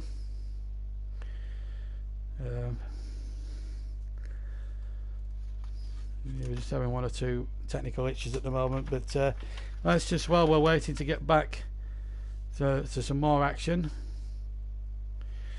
Sue has been on, feeling a bit under the weather today, but on the mend. I think I'll have an early night tonight. Well, you listen to this second half, Mrs. Then you go to bed. We'll be on the air till about 5 to 10 this evening, and then we'll all settle down. Sue will go to bed, and we'll all watch Match of the Day and retrace the steps of what's been happening in the Premier League, all things Premier League today. So I think we're back live now with the game. I think we're 5 minutes into the second half, and we're back now. Ball back to Nick Pope. We're just waiting on one or two things at the moment, but at the moment Burnley trail Southampton. Not good news if you're a Claret and Blue persuasion. It has been a rather frustrating night so far. Burnley's so much usually a fortress in a lot of respects, but at the moment it's not going that way at the moment. And we're still having one or two difficulties at the moment, so we will try and get back it to you as soon as possible. But at the moment, no change in the scores, and now we are back. And we are back now. 51 minutes gone. Still no change in the scoreline. And yeah. Well, it's not a proper version of Match of the Day. The proper version is on a Thursday night with myself, Trevor, Chris and Russ. We spin it out between the four of us, and we do a much better version of Match of the Day than Mr. Lineker and his troops. Anyway, it's 1-0 to Southampton. As Dale Stevens now was a little dodgy there in possession, but he managed to keep hold of it. Burnley just need to get a grip of it themselves in the second half. A draw I don't think would be a good result tonight. They need to be winning home matches. This is why they base their survival chances on. Need to get back to that intensity. Well done there. I have to say, Alex McCarthy gave Matija Vedra the slip. One was a little bit slow, but he got there. Burnley just not on the pace tonight, I don't think. I know they've got that injury list, but that shouldn't have to be used as an excuse every 5 minutes. Also, I think now Mike Garlick has still got to put his money where his mouth is again. I know he's paid up $2 million for Dale Stevens, but there's more numbers that we need, and Harry Wilson actually wouldn't be a bad bet really, signing from Liverpool. But when on earth are we going to get people like James Tarkowski back? We need how we could do with his guile and poise bow at the heart of the defence. It's not good enough at the moment. Yeah, I think everyone would agree. It's a Thursday night fixture now in the Trevor Sports schedules, and it's a night I never want to miss. That particular edition of Match of the Day, and it's always nice to see you. It's Trevor and Russ on commentary duty this week. Come in Thursday night. Be sure to join the both of them at 8 o'clock if you can. Meanwhile, in the real world, here comes Nick Pope. Burnley just haven't done enough in this game at all. But then again, you have to look at Andre Mariner and his decision making. Half an hour when it happened, clear push by Bednarek on Wood. That's, to me, is a penalty. And what the comments from Jamie Redknapp, absolutely frustrating the living daylights out of me.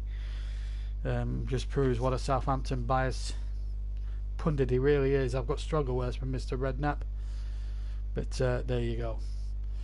The ball played back there to Nick Pope, who kicks away. Pope gets it long, and still 1-0 to Southampton.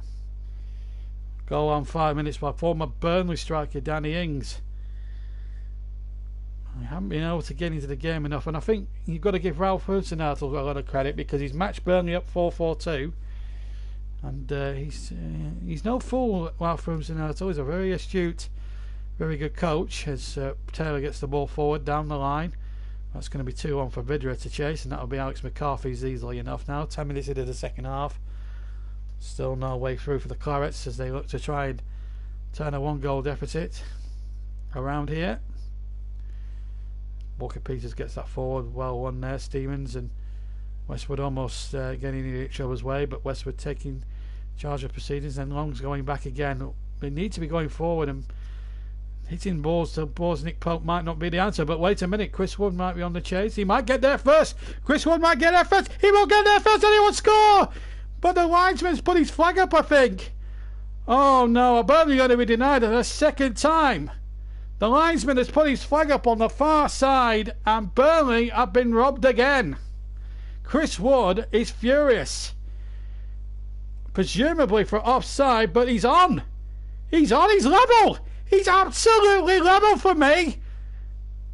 Oh, what a joke decision from the officials here. That's a perfectly legitimate goal, and the linesman has disallowed it. What a joke. That looked level to me.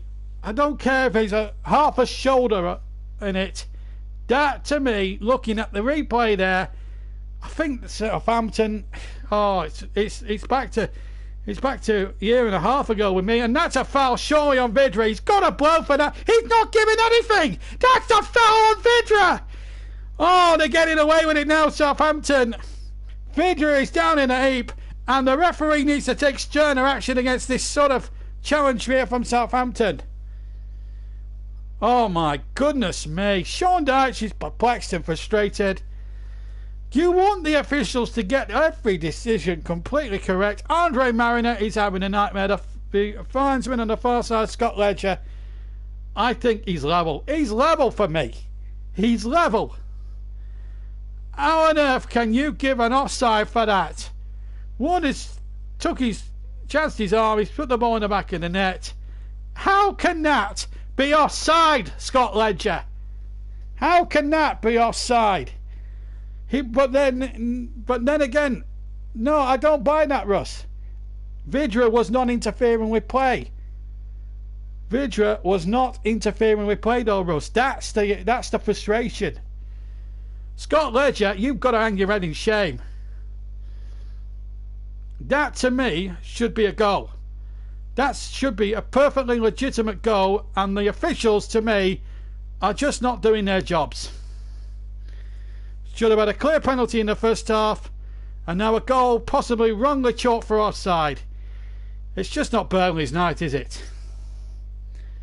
Regardless whether Vydra was offside, the fact of the matter is, in my opinion, Russ, Vydra was not interfering with play. Here's Chris Ward, space for Bardsley, and he'll get a good cross in there. Brownhill surely was tripped, and surely there could have been another penalty. Taylor then shoots, and he's got a great save by McCarthy, and that should have been the equaliser for Burnley, but Charlie Taylor's so unlucky. Strikes it beautifully with the left foot.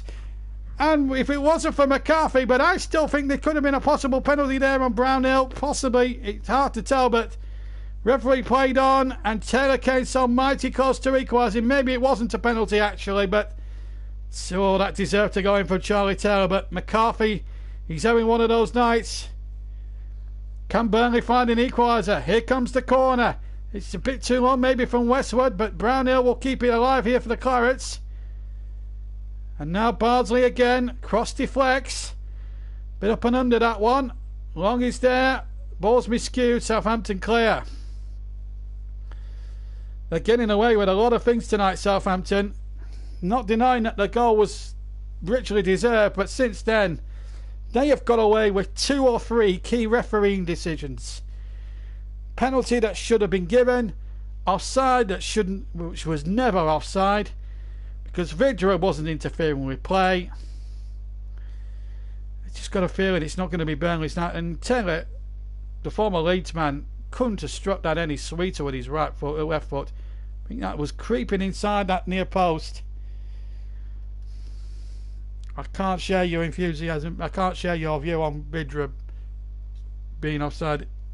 He wasn't interfering with play. That's the point. Burnley should be level in this football match. There's no doubt about that.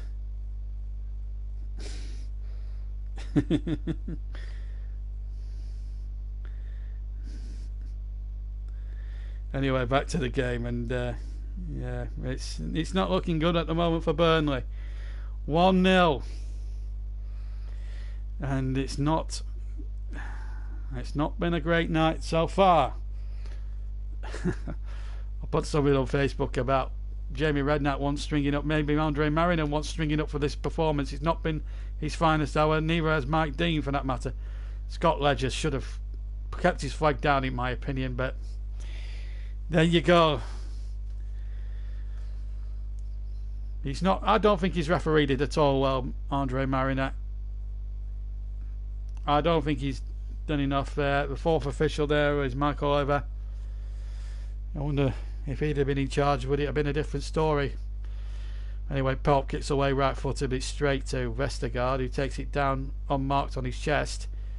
And Chris Wood quickly closes him down, finds Ryan Bertrand. And he's got Brownhill on his tail. And Burnley have yielded a throw out of it. And the ball system working a treat here. Get on with the game. Well, apparently they check everything with VAR, and I think it's fair to say that the ref and the VAR ref are in league with each other, quite honestly. But I'm not saying Vydra wasn't offside. What the point I'm making, Sue, is that I don't think he was interfering with play. There's a very different. Yeah, I know. But we just want the decision, Stu, to get everything right. I know I am a bit excitable, but that's the way it is. I try to entertain as well. Anyway, Burnley on the attack now with Dwight McNeil. I'm sorry if I got a bit too excited for anyone who may have been taken by surprise. Here's Charlie Taylor. I get excited when there's two teams that I don't support playing that contribute to a good game. Anyway, here's Matty Vydra going to get on the end of that. Dieppe will get it away for Southampton. And despite take the emotions and the referee out of it. Oof, that should have been a free kick maybe to Southampton. Che Adams is on the chase, and Jimmy Dunn as well there. Che Adams is a very pacey sort of player, as we've seen down in the early days at Birmingham. He's such a very versatile and quick player. He's just found a step up from Championship to Premier League. A very big step at the moment. It'll take some getting used to. Yeah, I agree, Paul. Here's Phil Bardsley though, in towards Vidra, but he couldn't be found. He's not the tallest of men, Matty Vidra. Yeah, I get excited. That's how it happens. That's how it works.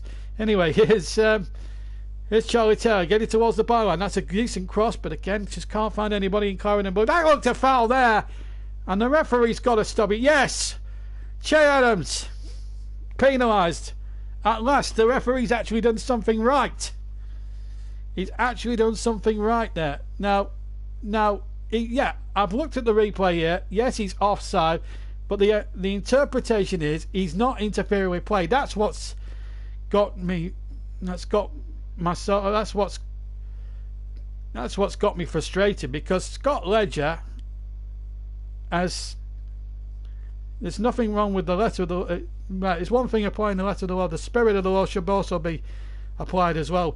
Something that Jimmy Hill once said. Meanwhile, the free kicks come in, and Jimmy Dunn trying to hit a control finish, looking for his second goal in 2 games, hits it over the bar. But Scott Ledger, really, you have to have a good long look in the mirror. There's no way at all Matty Vidra could have been interfering with play at that particular point. There we go.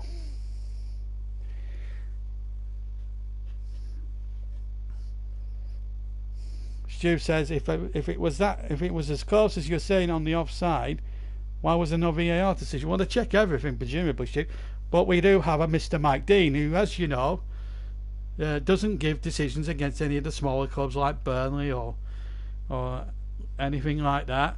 He'll always give the top teams all the decisions, or give decisions against teams like Burnley, because that's just the sort of referee he is. This is a man that 11 years ago gave a controversial penalty to Blackburn Rovers here when Martin Olsen took a dive over Brian Jensen's legs. This is the sort of man we're dealing with here, Stu. I'm saying all referees are saints, but Andre Mariner has not had a good game. Che Adams is now taking about 100 years over this throw. Tell you what, if there was a crowd inside Turf Moor, he'd be lynched from top to toe.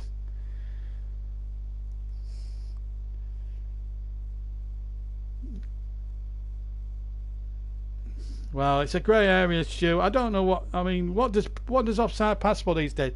The fact is, I'm not disputing the fact that Vidra may have been offside. What I'm trying to say is, was he interfering with play? In my opinion, he wasn't. But well, we're not Mike Dean, are we? So I think we better park that there. I think, to be quite honest with you. Anyway, Burnley get a throw. There's still time left in the game. 25 minutes. And in all that excitement, I haven't actually told you about the Man of the Match award. This is the substitutes. Premier League appearance. Peters and Lawton have made 194 and 172. The rest of them have made 0. The rest of them have made complete, utter 0. Right, anyway, JB Man of the Match time. We are actually into voting time, because usually around about the 65th minute mark we start in. And all I ask you to do, if you're new to this, all you've got to do, folks, I'm sure Russ will set the standards for you and tell you what you need to do. He'll show you what you need to do. Name of the player that you want to see win our little supplementary vote. Name of the player, but for the vote to count, you've got to hashtag it with the hashtag JBMLTM. It's important that you do that, otherwise the vote will not count. And then Nick Pope gets the ball just inside his penalty area. So the name of the player, that's it, Alex McCarthy. That's a legitimate vote for Man of the Match, and he's as you see there on the comment section, he's hashtagged it with JBMLTM. As McCarthy heads it just outside of his penalty area. I think he was just outside of his box. 1 or 2 meaty challenges going in there, and then 1 or 2 free kick. In fact, it's been given to Burnley, I think. Oh, by Bardsley now.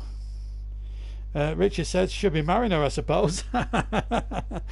No, we'll keep the referees and the officials out of it. Just a player that you want to see win, and whoever gets the most votes win. It's as simple as that. If it's level, then we'll have a joint winner, and that's how the vote works. But let's just keep the officials out of it. It's just the players you want to see. That's Diepo there. That should be a yellow card offence as well. That was more of a vicious challenge than the one that Barnsley committed on Diepo. Well, unless we get our big players back, it is going to be a long season, Stu. I think there are 4 or 5 worse teams than us, but unless we get players back, Stu, or we add to numbers pretty damn quick, I think it could be a long, hard season for us. And looks like the Carabal's been our lucky competition because we've won 2 games in that. Stevens has been fouled. He's not really had a good debut for me. Well, 22 minutes to go. What did Burnley do on now? Did they throw on? I mean, they've no Jay Rodriguez, they've no Ashley Barnes, they've no Ben Mee, no James Tarkowski, no Jack Cork. I mean, you look at the team now. I mean, Mike Garlick now must be thinking we have to buy players. But then, Stu, yeah, but it's still what you've got to say, Stu, is we do have a. I'm not going to use this as an excuse, no, Stu. You look at the injury list. We've no Barnes, we've no Cork, we've no Rodriguez, we've no Tarkowski, no me. Those are big players for Burnley, and without them, we do struggle. But we can get a few of those back as quickly as possible and get a few new faces in to complement what we've got. Then I don't think it'll be that bad. Anyway, here's Vidra. Still 22 minutes to go. He tries to chip the goalkeeper, but he's hit it, I think, off target anyway, and over. And it is a goal kick to Southampton. But traditionally, Burnley don't usually win their first home game of the season, but they do get into the stride after that. And that was not a good finish from Matt Vidra, and he knew it. He knew it as soon as he did it. Was missing by a long way, and he put his head in his hand, so I think I think it's the long ball tactic that's not giving Stevens the chance to really show his stuff at the moment. But Burnley do need an equaliser. A draw would still not be good enough. I think we need to get victories, especially at home. Kenny Boy says Alex McCarthy, so he's gone for so there's 2 votes there. Doesn't matter if you spelt the name wrong, doesn't matter, we know who it is. Alex McCarthy is the choice, and that's 2 votes to him. And I have to say, he's played okay today, Alex McCarthy's done really well. That save from Charlie Taylor was something very special as the ball was chipped in. That's a poor ball from McNeil down the left hand side. Just not good, just not got it together tonight, have they? I mean, I expected more from Dwight McNeil, but this has got to. I mean, also there's been strong rumours around the club in the last few days of that a potential American consortium are going to take control of the club potentially. How true is that? I do not know. How can you? Oh, it's you, Caton. Yes. Yeah. I bet your dad will be. Well, I was going to say your dad will be a bit gutted, won't he, New Caton? West Brom were 3-up, weren't they? They got back to, and Chelsea got back to 3-0. Good win for Manchester United as well today, New Caton. Burnley could do with a bit of that Manchester United spirit. Exotic Clan, hello, Mayor. Don't forget, man of the match vote. So we've had 2 votes for Alex McCarthy. I mean, there's not really much argument, really. Danny Ings as well. That it could be a difference. I mean, if the referee gives a penalty in the first half, is it a different ball game? Probably it is. I disagree with Jamie Redknapp. I thought it was a definite penalty, but yeah, I'm going to say that, aren't I? But it's not turning out to be Burnley's day. Still a long way to go, though. 21 minutes to go. Yeah. And the thing was, though, West Brom did look comfortable. Right, second half stats. Burnley have had 3 shots, crosses 6, and touches in opposition area. Burnley have only had 3, but Southampton have had 0 for that at the time. It looks as if they're trying to sit on this 1-goal lead and let Burnley attack them now as Chris Wood tries to chase, but Vestergaard's not for moving and McCarthy gets it away. Remember, Southampton haven't won on this ground in top flight football since March 1971. That's nearly 50 years ago. 50 years ago, since 49 years since they've won here at Turf Moor in the top flight of English football. Dwight McNeil gets the cross into the penalty area. It's another feeble cross. Westwood might have better luck. Get it into Vidra. Vidra has to check. He's got Charlie Taylor in support. Taylor's cross is another feeble one. It's straight into the goalkeeper's arms. The final ball from Burnley tonight has just been feeble. It's been lacklustre. It's not the Burnley we know. It's been meat and drink for somebody with Alex McCarthy's standard of goalkeeping, it has to be said. When you just look at the injured players there, Barnes with an hernia, Robbie Brady with a rib, Jack Cork, Johan Gudmundsson, Ben Mee, Jay Rodriguez, James Tarkowski. The list is endless. And Garlick will sit there on his backside and say nothing, but there you go. I'm entitled to give an opinion, Stu. I don't know if you're tell me if you're a Southampton fan. If you're a Southampton fan, just try not to be offended. I'm giving an opinion as I see it. Of course I want Burnley to do well. They are, in fact, my team, and I'm not trying to be biased. I've criticised them quite a lot tonight, so don't accuse me of being biased towards them, because, believe me, they have their final bowling has been feeble. But then, Stu, you come back to the argument. Little teams like Burnley don't get the decisions now. Manchester United got a decision the other day. Everton got a decision which was a bit dodgy. There's inconsistencies there. Oh, you are a saint. Well, I do give you credit. I'll give you credit for that. I'm not trying to be biased against your side. I'm just calling it as I see it. And you know, obviously you'd want a penalty if it was the other way around and vice versa. But there you go. But don't let that put you off, because I do like Southampton. And you're entitled to have a little bit of a sing-song. Good goal, by the way, that Danny Ings gave. He was afforded too much room in the penalty area, and he was always going to finish off superbly. But I do think Southampton could go places this year. Take the emotions out of it. They are a good side, and should have really beat Spurs last week. Here's Walker Peters, former Spurs player, incidentally.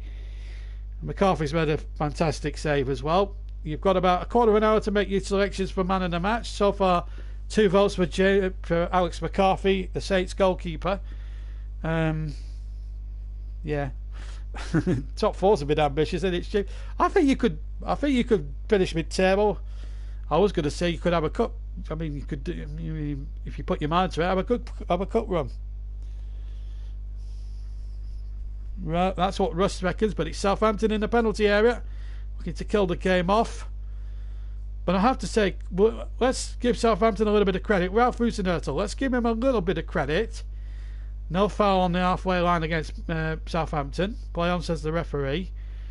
But let's give Rusenhurtel a little bit of credit. He's matched up Burnley tactically, and I actually think they have won the midfield battles, the crucial midfield battles in terms of the game. I don't think Burnley will go down. We need to get I think the 6 injured players, I think we get 4 of them back, plus 2 new signings. I think we'll be okay, but Burnley's problem is they haven't. When we lost Joe Hart, Aaron Lennon, and more importantly Jeff Henrik in June, then Mike Garlick should have actually been backing the manager then. I wouldn't say it was a hammering as such. You deserve to be winning, but I wouldn't say it was a hammering. Anyway, back to the game. Anyway, you're entitled to be happy though.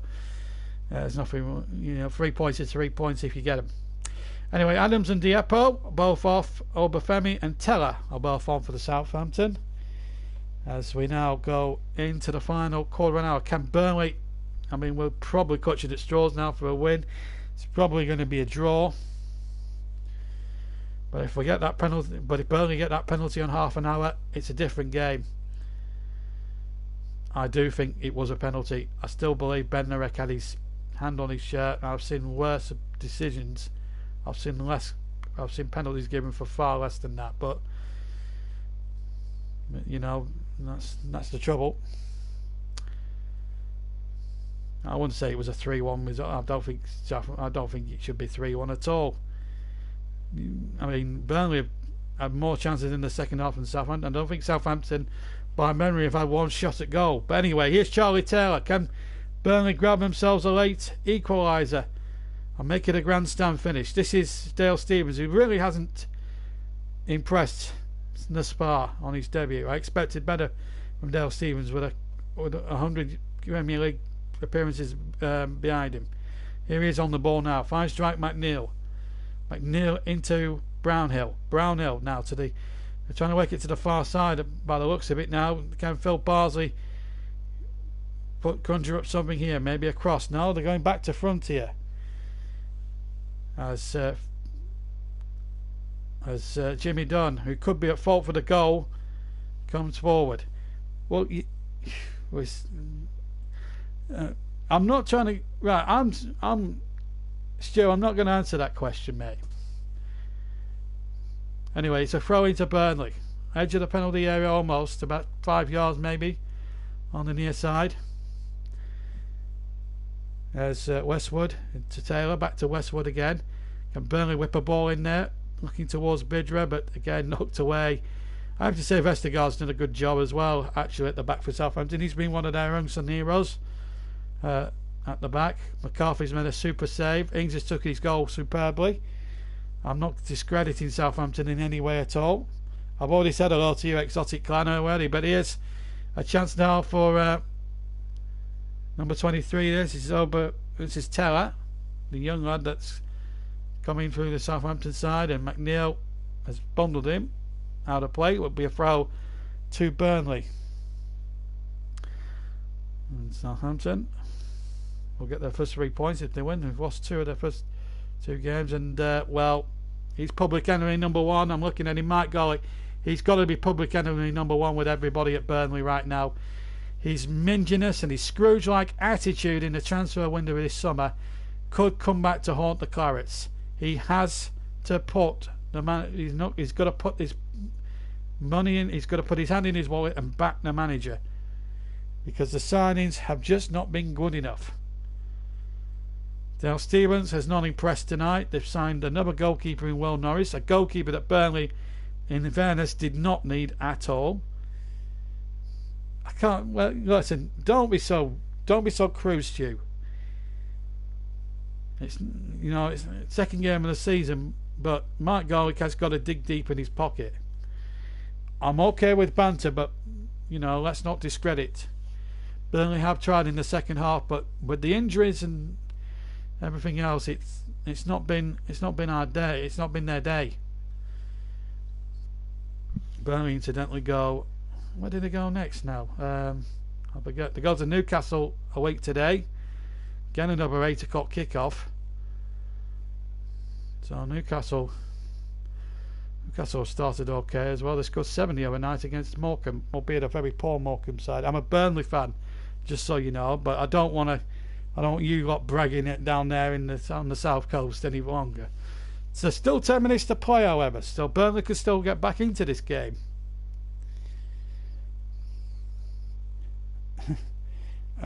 Also, if you haven't subscribed, please do hit the notifications. There will be yes, quite. Anyway, here comes McCarthy to hit it away for Burnley, for Southampton rather. I wish he would play for Burnley. Might have won this game, but never mind. Nick Pope hasn't had too much to do in the second half thus far, but Vidra battling for it. I have to say though, last year, let's give Southampton their fair dues. 31 points they mustered away from home last season, so they're a bit of a tidy side away from St Mary's. They picked up more points incidentally away from home last season than they did at home. So, let's give Southampton their fair dues. That's a Burnley 3-kick midway inside the halfway inside the Saints half.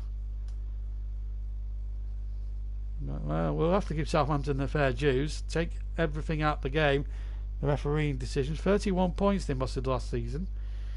at the moment, unless there's a big upheaval. They're on course for 3. Don't forget to hit that notifications. We're back on the air tomorrow as well. This free kick floated in. Jimmy Dunn with a header, and still might break here. Kevin Long, just wish it was someone other than Long. Still might break here for Burnley, and Brownhill can't get it towards Wood, and Southampton do the job and get it away.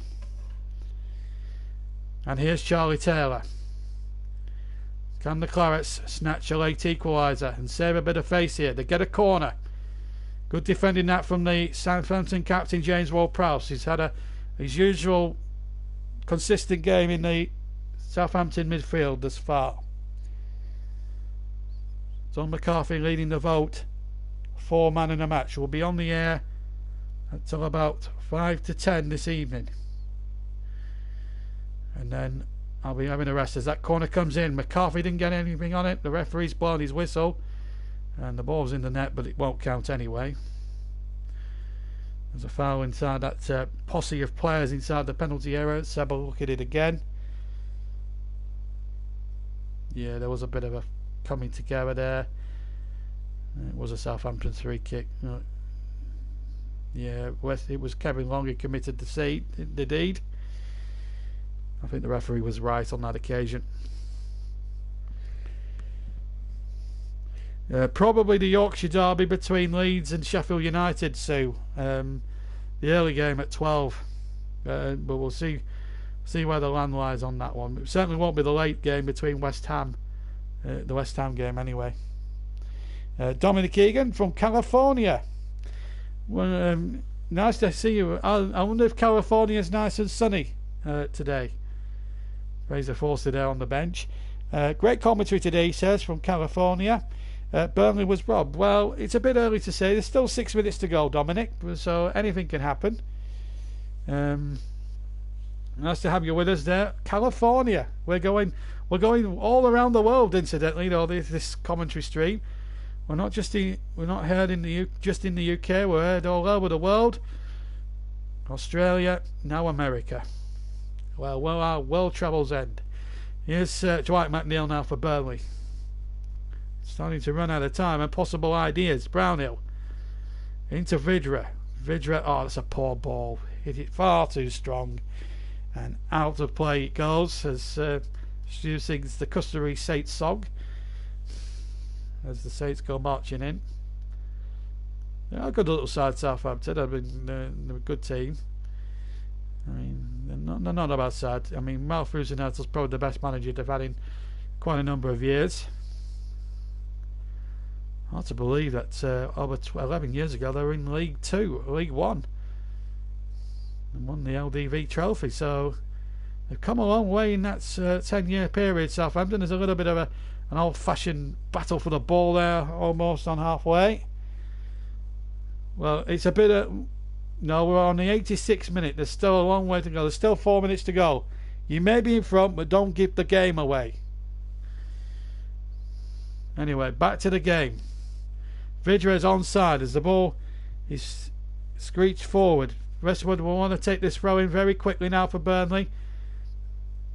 See if we can get an interview with Sean Dyche at the end. If we can, before we leave you tonight. Here's Kevin Long, Jimmy Dunn. Could have been a bit quicker to close down things on the goal perhaps. Maybe that's nitpicking, but that's the inexperience that tells. Thank you, Lee. Nice to have you with us. But there's a lot. I mean, Mike Garlick must be looking now and thinking, why on earth? I'm thinking, what is he doing? I mean, his chairmanship of this club, I mean, for the best part, he's done a decent job, but the last 3 or 4 transfer windows, it's been so underwhelming that my fears would be, if we got an injury list like we have now, we're going to have untried boys, and this is why it's turning out with, and it's Mike Garlick's fault. There's no doubt about it. You've got Sean Dyche and Mike Riggs scouting tirelessly hard to get the players that they want to get into the club. They go to Mike Garlick and they say, and Mike Garlick will turn around and say, no, we're not having him. He's this, and this. We're going to have, and I think he's trying to do things on the cheap, you know. And I will keep banging on.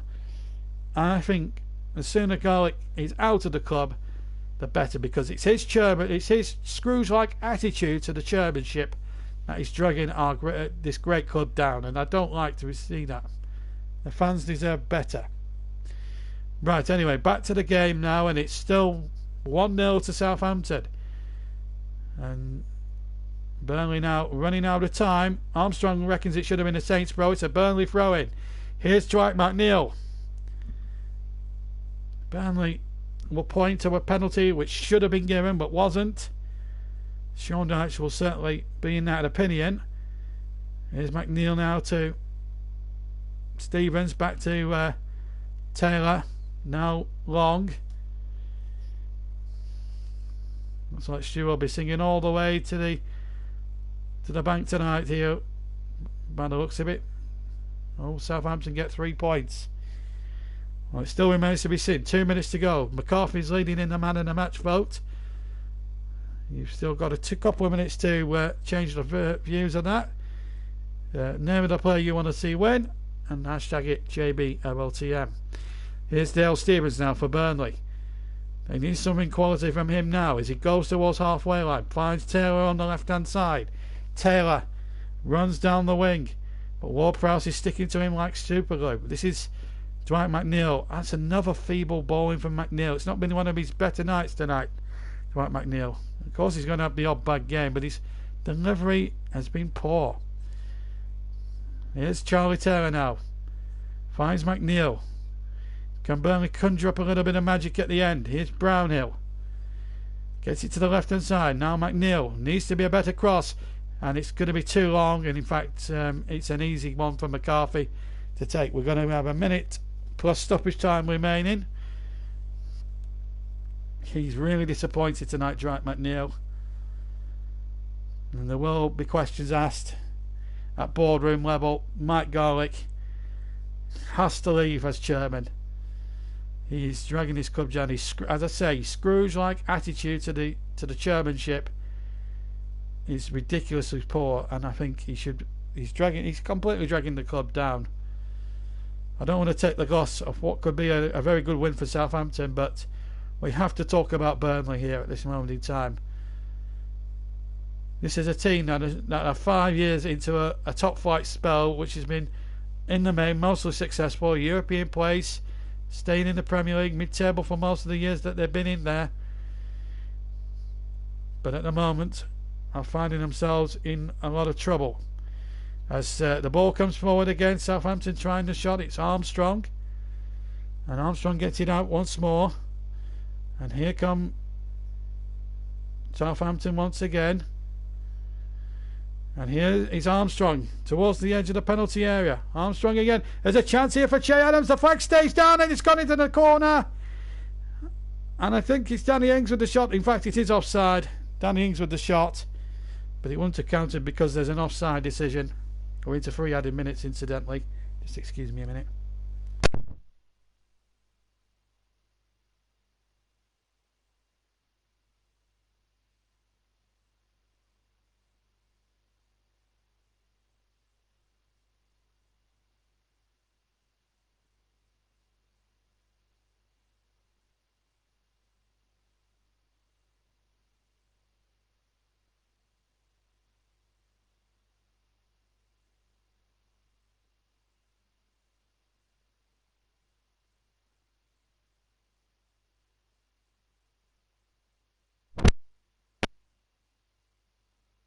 Sorry about that. We just lost sound there for a second or two. Still 1-0 to Southampton. You haven't missed anything there, as the ball is knocked in there towards the penalty area, and it's going to be left by McCarthy.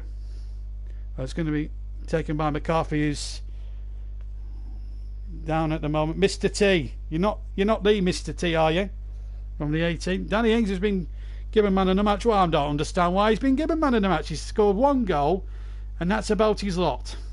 Sorry, but I think McCarthy's been given our man in the match award, but anyway, still 1-0.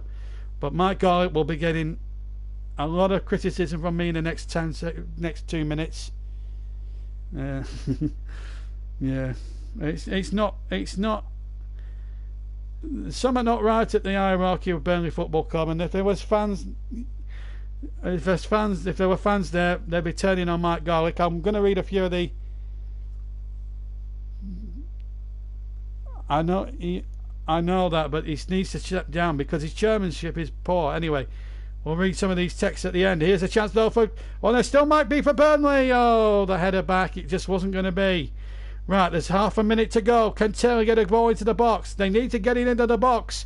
Westwood, good ball. Brown's in behind. Can he get the cross back? Oh, you fails everybody. Bartley will keep it alive now. Can he get the cross in? He can. What is lurking? He can't get it out. Chance here on the edge of the area. Westwood is charged away. It's a corner kick.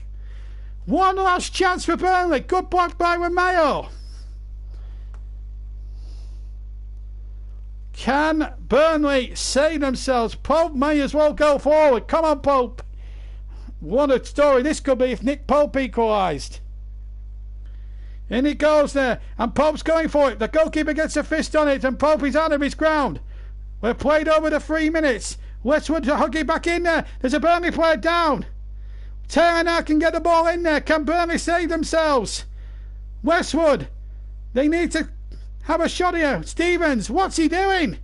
Here's Court, gets it back, and the whistle is gone, and Southampton have snuck a victory, which on balance in the second half they barely deserved. Burnley will point to 2 key referee decisions that didn't go their way. In fairness to Raffers and Hurtle's men, they played it very good tactically, but in the second half they were second best and were very lucky to get away with 3 points. Sean Dyche leaves a very frustrated man. Walker Peters has gone down with cramp there. The winning goal came after 5 minutes from Danny Ings, but Burnley should have had a clear penalty for a clear push by Bednarek on half an hour. And then there was a goal, questionably in my opinion, chalked offside in the 10th minute of the second half. But give Southampton their fair dues. It was a good away performance. But there you go. Questions will be asked of Mike Garlick's chairmanship this summer. And Sean Dyche will be, if I was Sean Dyche now, I would be tearing that chairman's door down tonight and absolutely giving him what for, because that performance tonight, I mean, you're asking players that are having to play because of injury. They didn't make a substitution due to the fact that they've got. Well, thank you, Trevor. I'd have rather taken the victory over a good commentary, but it's a disappointment tonight. And there's Danny Ings won't take too much pleasure because it was a God that really made him. But there are 2 decisions that I would take issue with the referee there. But Chris Wood's goal, in my opinion, should have been allowed to stand. There will be questions asked of the chairmanship, there's no doubt about that. We've only got 11 first team players. There are going to be questions asked, and they've got to be serious ones now. It's just not good enough. Let me just read some of these messages. We're going to be leaving you in a few minutes. This is, honestly, it's a disgrace. It's a disgrace what's going on at the football club. Let's see if we can get some reaction to this now. Here we go. Hashtag Garlic out. Did Dyche tell him to play like that? Totally unacceptable from a Premier League team. Help the man. Hashtag Garlic out. Investment in the team. Time to sell up, Mike. Best game. Horrible performance. Waiting for Dyche to get the positives out of the interview. No subs, no clue. Definitely going down. Garlic needs to answer some questions. Really poor not having anything on the subs bench. Southampton were poor. Rubbish performance. So lacklustre against shocking opposition. Wake up, Burnley board. Otherwise, it's the relegation word we'll be hearing come May. Garlic out. Shocking. Don't blame Dyche and Tarkowski if they do leave at all. Just awful.